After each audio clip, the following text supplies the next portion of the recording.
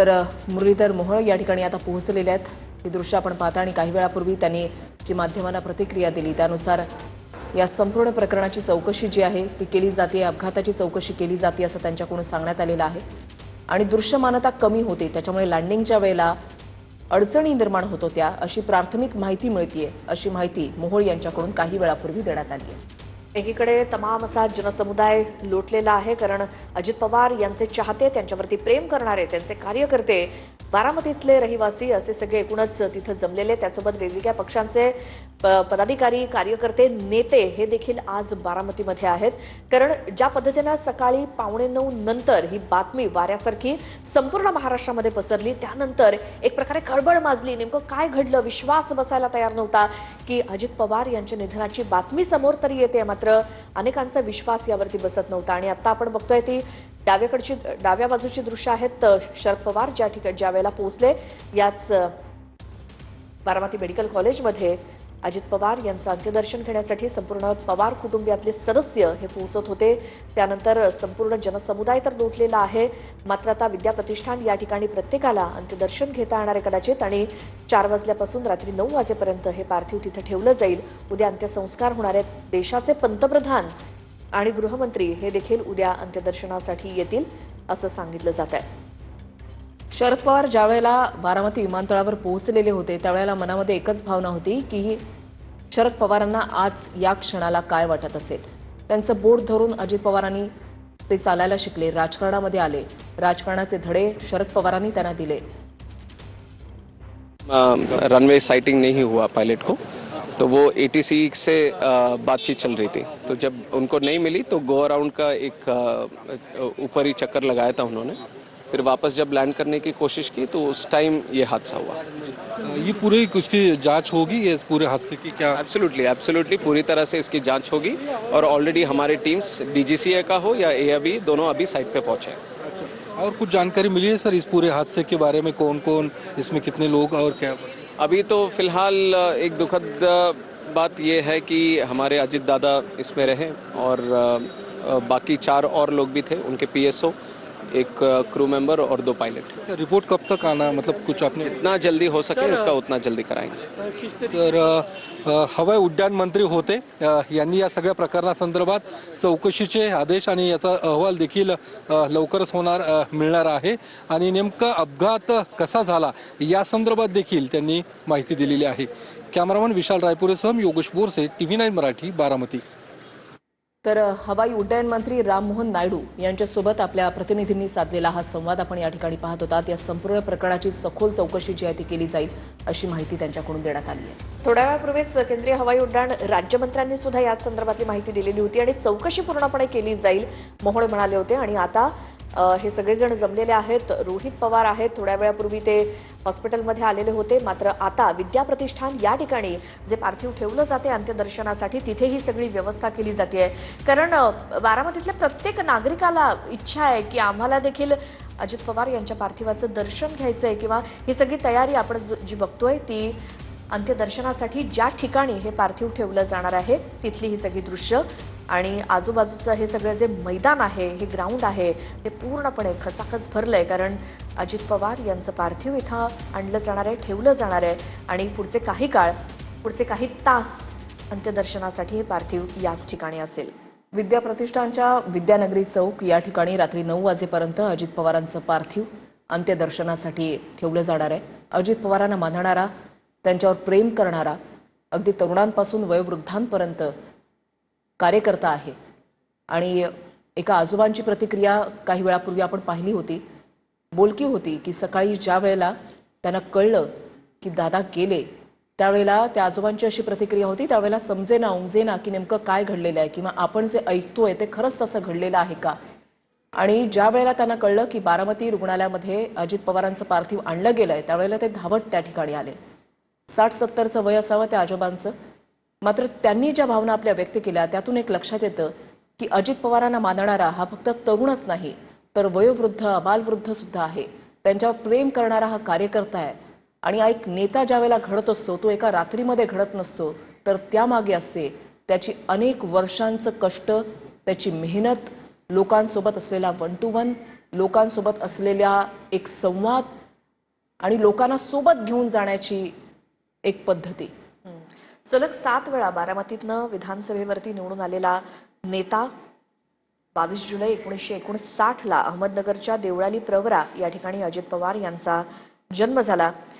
जसं वृषाली तू म्हणालीस तसं शरद पवारांचा हात धरून राजकारणामध्ये आलेला त्यांचा पुतण्या, अर्थात शरद पवारांच्या नेतृत्वात राजकारणात येऊन कालांतराने एक स्वतःची स्वतंत्र एक ओळख, शैली किंवा आपला स्पष्ट वक्तेपणा, अभ्यासवृत्ती, आक्रमकता आणि पालकमंत्री मी महापौर म्हणून या कोरोनासारख्या अडचणीच्या काळात आम्ही पुण्यामध्ये काम केलं, खांद्याला खांदा लावून काम केलं. प्रत्येक गोष्टीत विश्वासात घेऊन त्यांनी काम केलं आम्हा सगळ्यांना. आणि आज ऑलिम्पिक असोसिएशनमध्ये ते अध्यक्ष, मी उपाध्यक्ष म्हणून आम्ही काम करतो. ते सगळं पाहता एक खूप सहवास लाभला आहे नेत्याचा. आणि तो नेता म्हणजे एक महाराष्ट्राचा लोकप्रिय नेता होता. सर्वसामान्य माणसाशी जोडलेलं एक नेतृत्व आज महाराष्ट्रातनं हरपलं आहे. त्यामुळं निश्चित मनाला खूप वेदना आहेत, हे दुःख आहे. आणि आजही विश्वास, आत्ताही विश्वास नाही की दादांशिवाय या पुण्याचं, या महाराष्ट्राचं राजकारण आणि दादांचं नसणं मला असं वाटतं हे खूप. पवारांचं पार्थिव ज्या ठिकाणी ठेवलेलं आहे त्या ठिकाणी आपण पाहतोय की स्वतः मुख्यमंत्री देवेंद्र फडणवीस हे या ठिकाणी दाखल झालेले आहेत. देवेंद्र फडणवीसांकडून अजित पवार यांना आदरांजली जी आहे ती वाहिली जाते. आपण पाहतोय की एकनाथ शिंदे साहेब जे आहेत ते या ठिकाणी दाखल झालेले आहेत. आपल्याला राज्यपाल पाहायला मिळतात, आचार्य देवव्रत हे सुद्धा या ठिकाणी दाखल झालेले आहेत. आणि अजित पवार यांना आपण पाहतोय की भावपूर्ण श्रद्धांजली वाहण्यासाठी स्वतः राज्याचे मुख्यमंत्री, उपमुख्यमंत्री एकनाथ शिंदे आणि राज्यपाल हे सुद्धा या ठिकाणी पोहोचलेले आहेत. एकाच गाडीमधून ते या ठिकाणी दाखल झाले. अजित पवारांचं पार्थिव जे आहे ते अंत्यदर्शनासाठी बारामतीमधल्या विद्याप्रतिष्ठानच्या मैदानावरती ठेवण्यात येणार आहे. आणि त्यानंतर उद्या सकाळी 11 वाजता अजित पवार यांच्यावरती अंत्यसंस्कार जे आहेत ते केले जातील. मात्र ज्या ठिकाणी अजित पवार यांचं पार्थिव ठेवलेलं आहे त्या वॉर्डमध्ये आपण पाहतोय की स्वतः देवेंद्र फडणवीस आणि राज्याचे उपमुख्यमंत्री एकनाथ शिंदे हे दाखल झालेले आहेत. देवेंद्र फडणवीस आणि एकनाथ शिंदे हे एकाच विमानानं थेट बारामतीमध्ये दाखल झाले. आज मुख्यमंत्री देवेंद्र फडणवीसांनी प्रतिक्रिया दिलेली होती ती म्हणजे अजित पवारांच्या जाण्यानं महाराष्ट्राचा भरून येणारं नुकसान जे आहे ते झालेलं आहे. या शब्दामध्ये श्रद्धांजली जी आहे ते वाहिलेली होती. मात्र आज सकाळी अजितदादा पवार यांचं विमान अपघातामध्ये दुःखद असं निधन झालं. आणि त्यानंतर आपण पाहतोय की स्वतः या ठिकाणी राज्याचे मुख्यमंत्री देवेंद्र फडणवीस हे स्वतः या ठिकाणी दाखल झालेले आहेत. आणि त्या वॉर्डमध्ये अजितदादा पवारांचे पार्थिव आहे त्या ठिकाणी संपूर्ण पवार कुटुंब उपस्थित आहे. पवार कुटुंबांचं सांत्वन जे आहे ते मुख्यमंत्री देवेंद्रजींकडून केलं जाईल. आणि उद्या सकाळी 11 वाजता देवेंद्र फडणवीस त्याचबरोबर केंद्रातनं मोठे मंत्री जे आहेत ते अजित पवार यांच्या अंत्यसंस्कारासाठी उपस्थित राहण्याची शक्यता आहे. कदाचित अमित शहा जे आहेत ते सुद्धा अंत्यसंस्कारासाठी बारामतीमध्ये येऊ शकतात. मात्र अजित पवारांच्या जाण्यानं महाराष्ट्राचं न भरून येणारं नुकसान झालेलं आहे. अजित पवार यांच्यामुळे आपण पाहतोय की आज सकाळपासूनच या सगळ्या कार्यकर्त्यांना भावना अनावर झालेल्या होत्या. अजित पवार आपल्यामध्ये नाहीत ही भावनाच कार्यकर्त्यांच्या मनाला चटका लावून जाणारी होती. आणि स्वतः राज्याचे मुख्यमंत्री, उपमुख्यमंत्री एकनाथ शिंदे यांचा सहकारी मंत्रिमंडळातला एक शिलेदार जो आहे तो आज विमान अपघातामध्ये महाराष्ट्रानं गमावलेला आहे. महाराष्ट्रानं एका चांगल्या नेतृत्वाला आज महाराष्ट्र मुकला असं म्हणावं लागेल. कारण अजित पवार हे कार्यकर्त्यांवरती प्रेम करणारा नेता होता. अजितदादांची राजकारणामधली ओळख, समाजकारणामधली ओळख, अजितदादांचा राजकारणामधला रुबाब आणि तितकंच प्रेम ही अजितदादांची खरं तर खासियत होती. मात्र आज अजित पवार यांच्या जाण्यानं महाराष्ट्राचं न भरून येणारं नुकसान झालेलं आहे. आणि स्वतः राज्याचे मुख्यमंत्री देवेंद्र फडणवीस हे सध्या या ठिकाणी पोहोचलेले आहेत. आपण पाहतोय की ज्या वॉर्डमध्ये अजित पवारांचं पार्थिव ठेवलेलं आहे त्या वॉर्डमध्ये स्वतः मुख्यमंत्री देवेंद्र फडणवीस हे त्याचबरोबर उपमुख्यमंत्री एकनाथ शिंदे जे आहेत ते सध्या सांत्वन करण्यासाठी गेलेले आहेत. जे आहे ते विद्याप्रतिष्ठानच्या कॉलेजच्या मैदानात मध्ये अंतिम दर्शनासाठी ठेवण्यात येणार आहे. संपूर्ण बारामतीकर शोकाकुल अवस्थेमध्ये या सगळ्या बारामतीच्या विद्याप्रतिष्ठानच्या मैदानावरती, कॉलेज ग्राउंडवरती या ठिकाणी जमलेले असल्याचं आपल्याला पाहायला मिळतं. थोड्याच वेळात हॉस्पिटलमधनं अजित पवार यांचं पार्थिव जे आहे ते त्या ठिकाणाहून काढण्यात येणार आहे आणि या ठिकाणी आणण्यात येणार आहे. आणि या ठिकाणी आपण पाहू शकतो की संपूर्ण अंत्यदर्शनासाठीची ती तयारी आहे या ठिकाणी पूर्ण झालेली आहे. आणि आपण पाहू शकतो की मोठ्या संख्येने बारामतीकर जे आहेत, बारामतीकरच नाही तर राज्यभरातून अजित पवार यांचे जे चाहते आहेत ते त्यांचं अंत्यदर्शन घेण्यासाठी या ठिकाणी पोहोचताना आपल्याला पाहायला मिळतंय. मोठी गर्दी जी आहे बारामतीकरांनी या ठिकाणी केलेली असल्याचं आपल्याला पाहायला मिळतं. पोलिसांकडनं या ठिकाणी गर्दीचं नियंत्रण देखील करण्यात येत आहे आणि गर्दीला आवरण्याकरता या ठिकाणी वेगवेगळे मार्गदर्शक सूचना ज्या आहेत त्या पोलिस फडणवीसांकडनं या ठिकाणी देताना पाहायला मिळतात. आपण पाहू शकतो की नेते जयंत पाटील असतील, शशिकांत शिंदे असतील, योगेंद्र पवार, रोहित पवार हे या ठिकाणी पोहोचलेले आहेत आणि पवार कुटुंबीय देखील हळूहळू या विद्याप्रतिष्ठानच्या या मैदानामध्ये या ठिकाणी पोहोचताना आपल्याला पाहायला मिळणार आहे. अजित पवार यांच्या पार्थिवावरती उद्या अंत्यसंस्कार होणार आहे. उद्या अंत्यसंस्कार होणार आहे, परंतु आज त्यांचं पार्थिव जे आहे ते अंतिम दर्शनाकरता या ठिकाणी विद्याप्रतिष्ठानच्या या मैदानावरती ठेवण्यात येत असल्याचं आपल्याला पाहायला मिळतंय. मोठ्या संख्येने बारामतीकर असतील किंवा राज्यभरातील तमाम अजित पवार यांच्यावरती प्रेम करणारी जनता जी आहे ते त्यांचं अंतिम दर्शन घेण्याकरता या ठिकाणी दाखल झालेली असल्याचं आपल्याला पाहायला मिळते. अजित पवार राज्याच्या राजकारणात एक वेगळं नेतृत्व होतं. खरं तर सडेतोड, स्पष्ट वक्ता आणि प्रेम करणारा असा हा सगळ्या अजित पवारांचा स्वभाव होता आणि अकाली अजित पवारांची ही एक्झिट जी आहे ती अनेकांना मनाला चटका लावून देणारी आहे आणि या सगळ्या ही सगळी घटना जी आहे ती अविश्वसनीय वाटते, कारण की अद्यापही लोक जे आहेत या सगळ्यांवरती विश्वास ठेवत नाहीये ही घटना कशी झाली आहे म्हणून. परंतु ही सगळी दुर्दैवी घटना झाली आणि या सगळ्या ही सगळी घटना झाल्यानंतर पोस्टमॉर्टम जे आहे अजित पवारांच्या यांच्या बॉडीचं ते हॉस्पिटलमध्ये करण्यात आलेलं आहे आणि थोड्याच वेळानंतर संपूर्ण अंत्यदर्शन जे आहे ते त्यांच्या पार्थिवाचं या ठिकाणी विद्याप्रतिष्ठानच्या या मैदानावरती त्यांची पार्थिव ठेवण्यात येणार आहे आणि अंत्यदर्शन या ठिकाणी होणार आहे. आणि आपण पाहू शकतो की संपूर्ण मोठ्या प्रमाणात तमाम अजित पवारांवरती प्रेम करणारी जी जनता आहे, नागरिक आहे, त्यांची मोठी गर्दी जी आहे ती हळूहळू या ठिकाणी येताना आपल्याला पाहायला मिळते.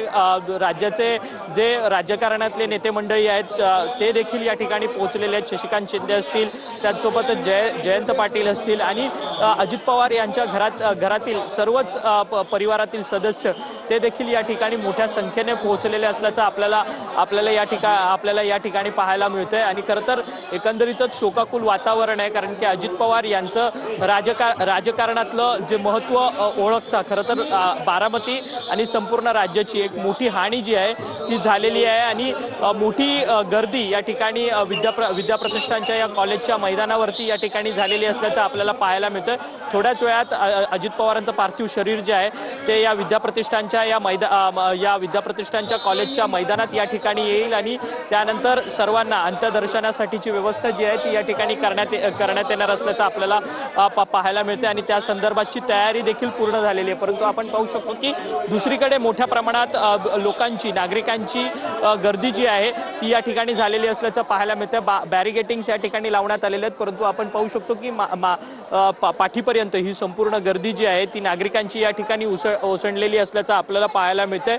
बारामतीच्या घरातला प्रत्येक पुरुष, स्त्री, लहान मुलं ही आता अजित पवारांचं अंत्यदर्शन घेण्यासाठी या संपूर्ण विद्याप्रतिष्ठानच्या या मैदानावरती पोहोचताना आपल्याला पाहायला मिळतं, कारण की अजित पवारांचं आणि बारामतीकरांचं एक वेगळं नातं होतं.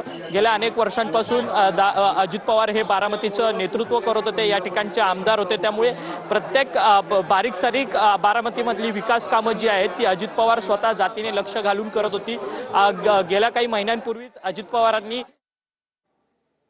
दृश्य आपण थेट बघतोय शिवतीर्थ या मनसे अध्यक्ष राज ठाकरे यांच्या निवासस्थानाची आणि मनसे अध्यक्ष राज ठाकरे हे सुद्धा बारामतीला रवाना होत आहेत. राज ठाकरे यांनी जी सकाळी सोशल मीडियावर एक पोस्ट केलेली होती ज्याच्यामध्ये अजित पवार यांच्याबद्दल त्यांच्या असलेल्या भावना त्यांनी मांडलेल्या होत्या. रोखठोकपणे त्यांनी 4 पॅराग्राफमध्ये अजित पवारांबद्दल आपल्या भावना मांडलेल्या होत्या आणि त्याच्यामध्ये त्यांनी स्पष्टपणे म्हटलेलं होतं अजित पवार यांचा आतापर्यंतचा प्रवास कसा राहिलेला आहे, त्यांच्याप्रती त्यांच्या असलेल्या भावना त्यांनी मोजक्या शब्दामध्ये त्या सोशल मीडियावरच्या पोस्टमध्ये मांडण्याचा प्रयत्न केला आहे आणि राज ठाकरे आता बारामतीकडे येण्यासाठी निघालेले आहेत. मनसे अध्यक्ष राज ठाकरे हे सुद्धा बारामतीकडे रवाना झालेत. अजित पवार यांच्या पार्थिवाचं दर्शन घेण्यासाठी राजकीय वर्तुळातून सर्व नेते मंडळी हे बारामतीमध्ये पोहोचत आहेत.